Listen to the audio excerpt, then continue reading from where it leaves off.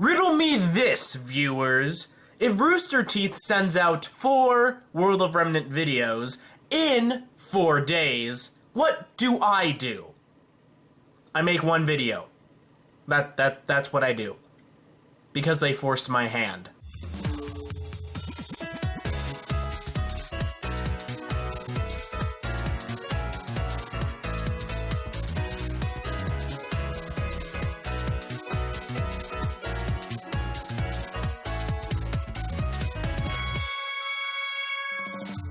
Hey everybody out there in YouTube land, Jake the OneManBand is back again, and welcome to RWBY Analysis, Breakdown, Review, whatever you want to call it. We're going to be breaking down the 4 World of Remnant videos that were dropped before the premiere of Volume 4, the 4 World of Remnant videos that explain and describe the Kingdoms of Remnant in Qrow's perspective.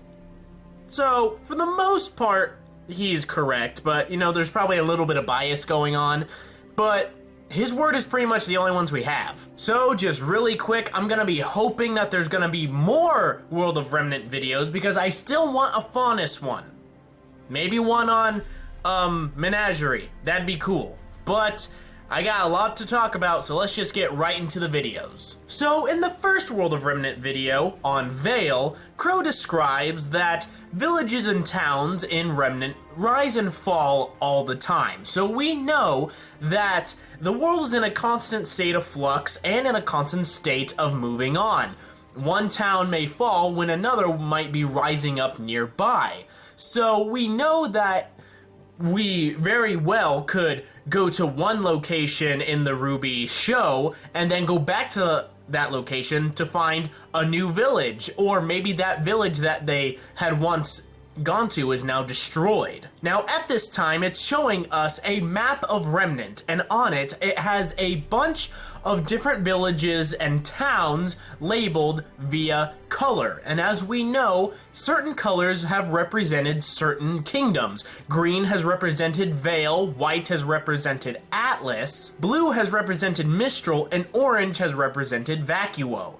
And if we see closely, we see that there's 2 additional colors, yellow and red. Yellow is primarily centered around the landmass of Menagerie. So yellow, I believe, are Menagerie-centered villages and towns, probably mostly being made up of Faunus. While the red was located on the dragon-shaped island to the northwest. So does this mean that there is a fallen kingdom up there, like a lot of people are speculating? All we know is that there has been attempts to colonize that island before, but it is always met with the villages and towns being destroyed. So I believe eventually in the series we're going to go there and maybe see some ruins. Vale in itself is centered on the biggest landmass on the World of Remnant by the name of Sonos, and I am so happy that they decided to name the individual continents, because, you know, it just got real confusing referring to a continent as Vale/Vacuo, this continent is Mistral, and all that. Seeing that these continents actually have names are showing that the World of Remnant is continuing to evolve and continuing to give out information for us. Vale itself, in Qrow's words, is well defended, using natural barriers such as mountains and water to protect it, and albeit shallow water. Now, the reason why I believe Qrow says this is maybe that there are some pretty nasty big old Grimm that dwell in deep water. So we're gonna have to be watching out for those. We see that while Vale is centered both near mountains and near water, because we have seen that Vale itself has ports and shipyards back in Volume 1, a majority of the villages and towns that encompass the Kingdom of Vale are coastal towns, and, of course, the island of Patch, which Qrow refers to as a nice place to raise a family, if you're into that kind of thing. Which makes me feel that Qrow maybe isn't into that kind of thing. he maybe wants to have a family, or maybe at once did, but once he learned that he was needed by Ozpin, or he had a grander destiny in mind, he decided to abandon the thoughts of raising a family. And maybe that's what might have drove Summer to Taiyang instead of Qrow, because everybody once wanted Qrow and Summer to be together. I even wanted that, but I believe that Qrow's want to help Ozpin and maybe fulfilling some form of huntsman destiny caused him to maybe abandon the whole family aspect of his life. But that's a true discussion for another day. The coastal villages and towns make me think that Vale itself mostly relies on fish. It probably has a very good fish market due to the fact that Qrow also said before that there's shallow water, so maybe that means that there aren't as many aquatic Grimm in the immediate area around these villages, so it allows for them to fish. And RWBY herself says that the docks smell of fish back in Volume 1. Now, with the Kingdom of Vale, it seems that extension into the mainland has always been met with harsh opposition from the creatures of Grimm. Mountain Glen is a good representation of this, because it was an extension that ended up failing. Near the end of the video, we also learn that the Kingdom of Vale itself is secure, but Beacon Academy itself has been overrun by Grimm and is now abandoned. So while the Kingdom of Vale still stands, it has lost its Huntsman School and the tower that would allow it to communicate with the rest of the world. So Vale is in a very rocky position right now. It's probably still trying to build up the pieces and maybe even trying to put together some form of task force to maybe try to take back Beacon Academy. Alrighty, on to the World of Remnant video for Mistral. Mistral is located on the second largest landmass on the World of Remnant, Amina. Qrow describes Amina and the Kingdom of Mistral to have the most secure land of all of the 4 kingdoms, and they have a very diverse and spread out array of cultures and societies. We've already seen this in the first episode of RWBY, where we have heard of 2 villages themselves, the village that Team Ranger was in, and the one that they're heading to. And while there still is a Grimm problem, a majority of its territory is still secure. As well as being the kingdom that has the most controlled territory, it's also the one that seems to have the most extremes when it comes to its citizens.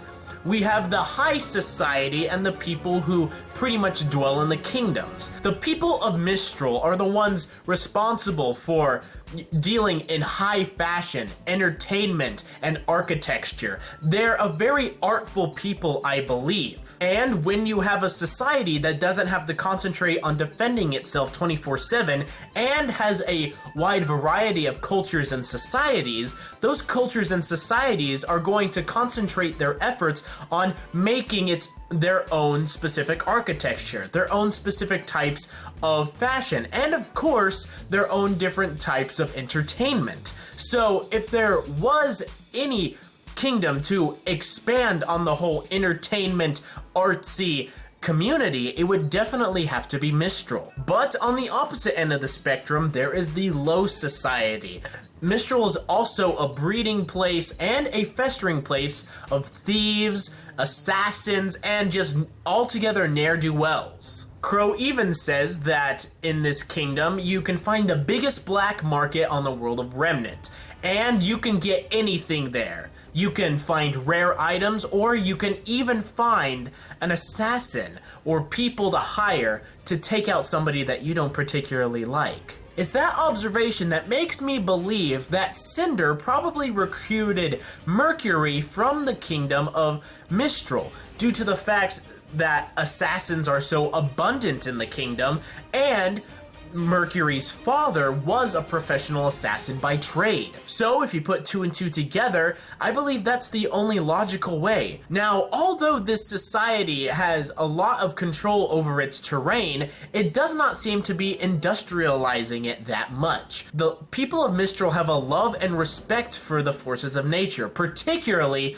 the sea and the wind, which would make a lot of sense if you would, when we see that center giant lake that they have in the center of their landmass, and due to the fact that many of the earliest settlers of this continent made their villages and cities on mountain cliffs where we know air would flow through like a tunnel, and we also see that they use a lot of airships in that kingdom. We also learn of 2 other small cities. We hear of Kunanachi and Windpath, and I hope that I pronounced that first one correctly, but I believe that these 2 locations are probably going to be key to Team Ranger's travel. Qrow ends the video by saying that in the Kingdom of Mistral there are plenty of places to hide, but you have to know where to look. Which of course begs the question, what of course can be hiding there? Can Mistral and Anima be the location of Cinder's Grimscape? Is the White Fang leader hiding out there? Or was he just saying that in regard to the low-level, low-life black market that's located there?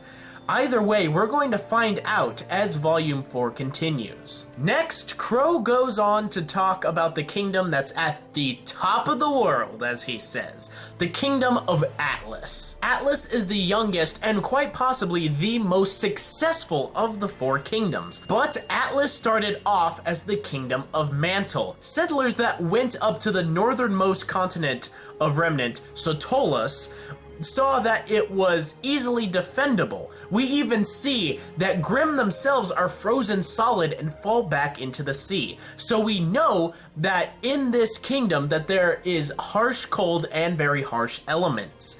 And due to that, the people of the Kingdom of Mantle were forced to adapt and change the environment around them.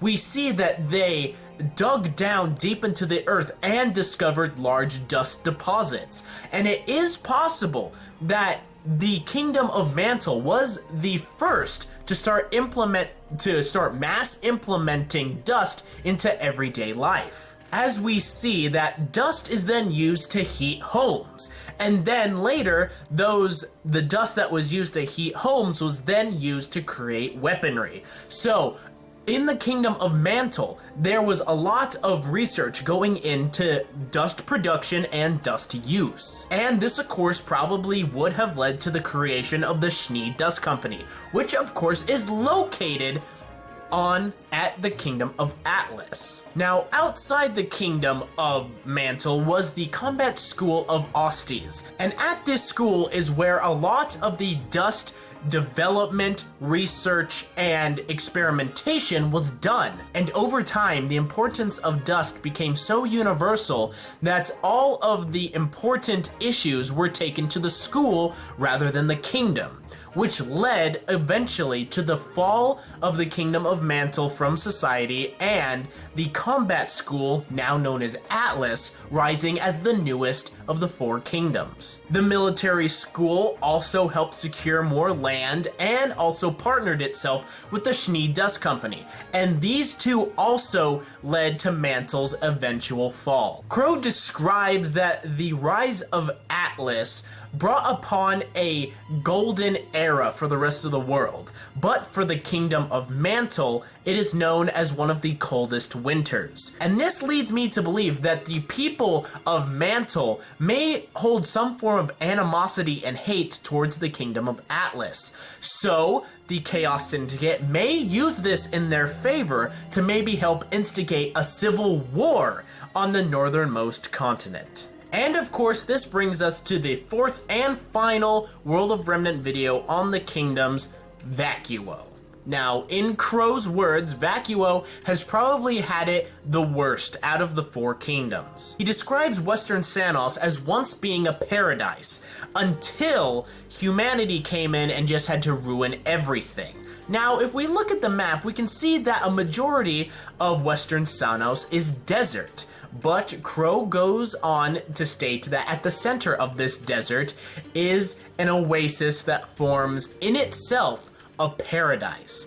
A paradise that in itself is, has water, has food, has defense, has natural protection against the creatures of Grimm. So the humans that settled there were, of course, living a life of luxury and peace. This oasis also had a very large jungle and one of the largest dust deposits ever discovered, which of course would have turned a lot of greedy eyes to this location once that would have been discovered. Now, the peace and prosperity that Vacuo sustained and had, Qrow describes that comfort breeds weakness. You are no longer waiting to be attacked. You no longer wish to, better yourself, better your weaponry, if you're always going to be living a life of comfort. And this is why I believe that the people of Vacuo, at least up to a certain time, were probably considered primitives, because they were living in a lap of luxury. Why should we advance technology? We don't need anything. We're naturally defended. We're living the good life. Why do we need to do anything? But of course, when the creatures of Grimm can't get to something, humanity will get there instead. The other kingdoms moved in, and as we see in the video, the people of Vacuo are armed with mostly spears, swords, and bows, while the people who arrive are armed with full-blown weaponry, firearms, guns. So once again, the whole primitives versus the new people, it really makes you think of the conquistadors and the people of Europe expanding their imperialism over the planet Earth back in the day. How they would find primitive people that are still using spears and bows and arrows going up against steel and gunpowder. So what were the citizens of Vacuo to do? They couldn't properly fight these people, and so the oasis and the paradise that once was the kingdom of Vacuo was destroyed. As the other kingdoms moved in, the oasis was pretty much ruined due to pollution and ecological disasters. We even see Schnee Dust Company factories taking the place of the trees and the jungles of that were once Vacuo's oasis. And now the creatures of Grimm also occupy the area because once again, there's no real natural defenses now. So, a majority of the people of Vacuo are now nomadic. They travel around place to place, never staying in one place for too long. That would drain resources and also attract Grimm to their location. So they have to take up a nomadic lifestyle. But after the Great War, the Kingdom of Vacuo decided to make a central hub for their government. But it was destroyed. Eventually. It was brought down because people didn't really like the way that they were handling things. And the real only form of order in this society is Shade Academy. Once again, the Huntsman Academy in this kingdom is the most important. Once again, mirroring Atlas in many ways. Vacuo, in my opinion, is very much like the Wild West. There's not much law, but people have a respect towards one another. And truly, the only rule of Vacuo is that you have to survive to live there. And much like the Wild West, you were free to go there, but if you died, that was on you. And I think Vacuo is very much the same way. It's a much harsher environment, probably filled with a lot of harsher people. But if you earn the respect of those people, they will probably be your friend until the day that they die. This video ends with Qrow saying that Ozpin once said that the Four Kingdoms were a representation of what could happen if the humans and people of the World of Remnant worked together, and that Qrow really wished that Ozpin was there with him right now, because now the world is divided. The world is unsure of if it can trust its neighbors. Discourse and deceit is going to be sown into society now. But I believe now that we have a bit of understanding of all four of the main kingdoms that we're going to be able to understand and identify with the people of each kingdom even better. These 4 videos were very good informational pieces on how the kingdoms were founded, how they operate, and what they contribute to the Society of Remnant as a whole. And at the end of the day, that's perfectly fine. We don't have to get all philosophical about what each of these places do. Not yet, anyway. We have the information that we need to help understand them better, so that we can then further our explanations and theories as Volume 4 goes on. And I believe putting these out before the volume even started was a very, very good idea, due to the fact that a majority of our girls are now occupying different kingdoms. We have RWBY going to Mistral, we have Weiss and Atlas, we have Yang on Patch that is still a part of Vale, and Blake, although she is down in Menagerie, I believe that we're at least going to get a World of Remnant that mentions Menagerie and maybe explains how it operates. So altogether, I am very, very happy that Rooster Teeth got these videos out to us leading up to the release of Volume 4. Hey everybody, once again, I want to thank you for watching the video. I know I had to condense things a little because I had to really cram 4 videos into one, so hopefully I can get some more alone time with each of the kingdoms as the volume goes on. But I just want to say thanks again for watching this video. I hope you enjoyed. Like and favorite if you did. Subscribe, of course, if you feel inclined to. Be sure to check out my social media pages, Team Theory on Facebook. I'm on Twitter, and also my Patreon account if you want to support me that way. Big thanks to all my Patreon sponsors. You guys are awesome. There's also going to be some thumbnails up here and links in the description taking you to other videos that I've done. And until next time, everybody, I want you to be a good person, tip your waitresses, keep moving forward, and I'll see you next time. Yeah!